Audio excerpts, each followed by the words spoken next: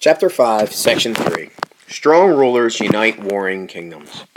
Please make sure to have out your Google Doc to complete and submit through the Google Classroom as you watch this video. Suggestion is, as you come across an answer to one of the questions on the Google Doc, is to pause the video, fill in your answer, and then resume. How would you feel if your government leaders removed many books from the library and burned them? Who do you think is the best judge of what you should read? And why do you think they are the best judge? Questions to think about through this section. How did the Emperor Shi Huangdi help unite China? And how did the Han rulers build a powerful empire that reunited China for more than 400 years? Key terms that will be defined for you through the Google Classroom: currency and warlord. Key people to understand: Shi Huangdi, Duao Bang, and Wu Di.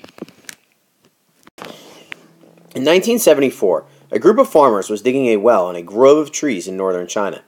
6 feet down, they found some pottery made of a clay-like material called terracotta. Another 5 feet down, they unearthed the terracotta head of a man.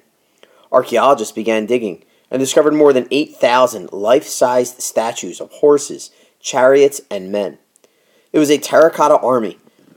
For more than 2,000 years, these buried soldiers had kept watch at the tomb of the great Chinese Emperor, Shi Huangdi. Today, visitors to the tomb of Shi Huangdi are stunned by the sight of this army. No two statues are identical. Each statue is carefully made, down to the smallest detail of clothing. There are even royal chariots pulled by life-size terracotta horses. With his underground army, Shi Huangdi planned to rule a second empire in the afterlife. He also had grand plans for the real-life empire he created in China. His dynasty, he boasted, would last for 10,000 generations.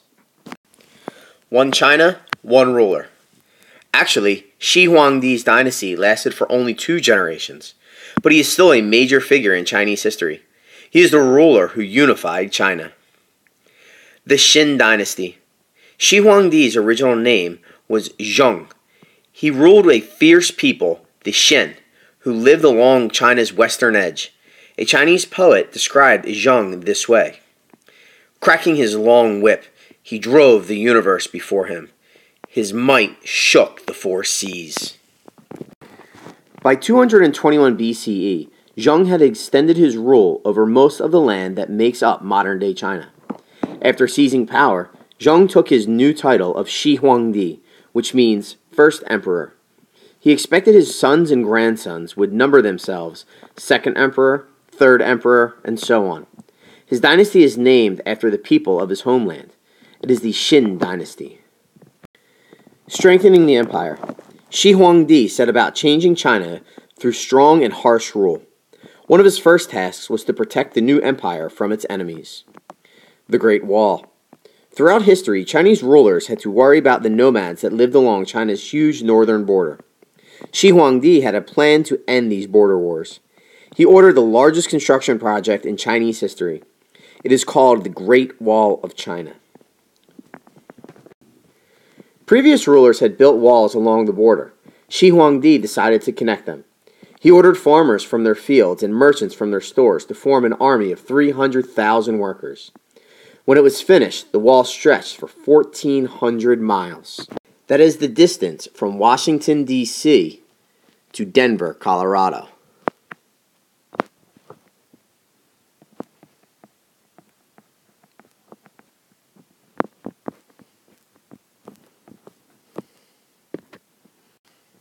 Organizing the government. To put down rebellions from within the empire, Shi Huangdi put thousands of farmers to work building roads. The new roads enabled his armies to rush to the scene of any uprisings.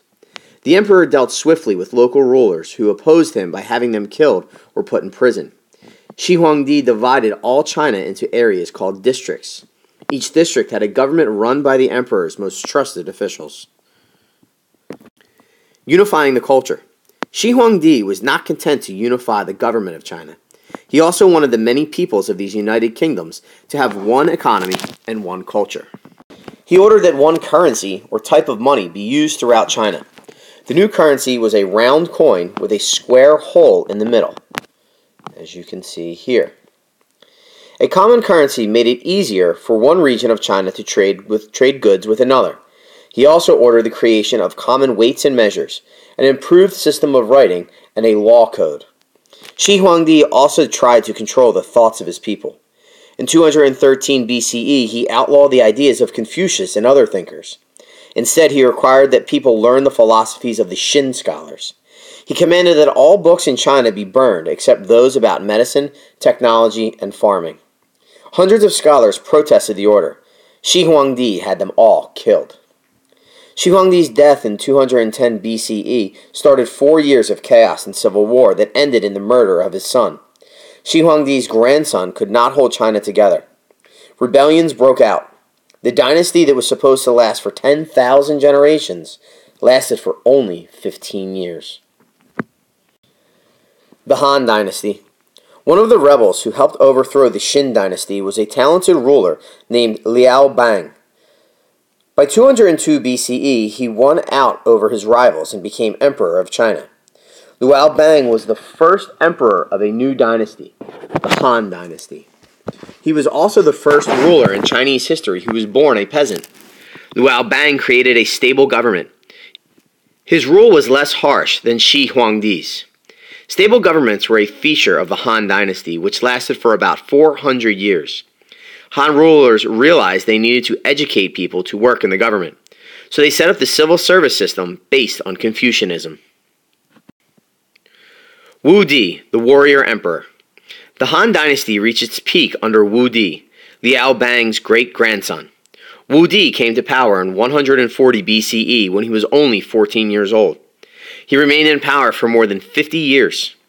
Wu Di's main interest was war and military matters. In fact, his name means warrior emperor. He made improvements to Shi Huangdi's Great Wall. He also strengthened the army. By the end of Wu Di's reign, Chinese rule stretched west into Central Asia, north into present-day Korea, and south into what is today the country of Vietnam. The end of the Han Empire. The great warrior Wu Di died in 87 BCE. After that, the Han Dynasty slowly started to fall apart. The process took more than 2 centuries. Over time, roads and canals fell into disrepair. Warlords, leaders of armed local bands, gained power.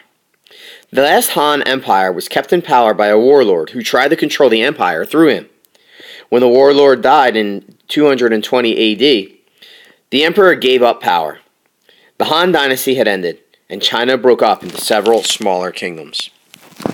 On top of making sure that you have submitted your work through the Google Classroom, the Google Doc, please make sure you can answer a few questions at the end of this video. Number 1, how did Shi Huangdi strengthen the central government of China? 2, why did the Han Dynasty last much longer than the Shin Dynasty? And finally, most information about the Emperor Shi Huangdi comes from the writings of Confucian historians who lived during the Han Dynasty. Remember, the Han Dynasty began when Liao Bang defeated Shi Huangdi's grandson. How might this fact affect what we know about Shi Huangdi? Once again, please make sure that you have completed your Google Doc and submitted through the Google Classroom, and we'll see you in class tomorrow. Remember, be excellent to one another.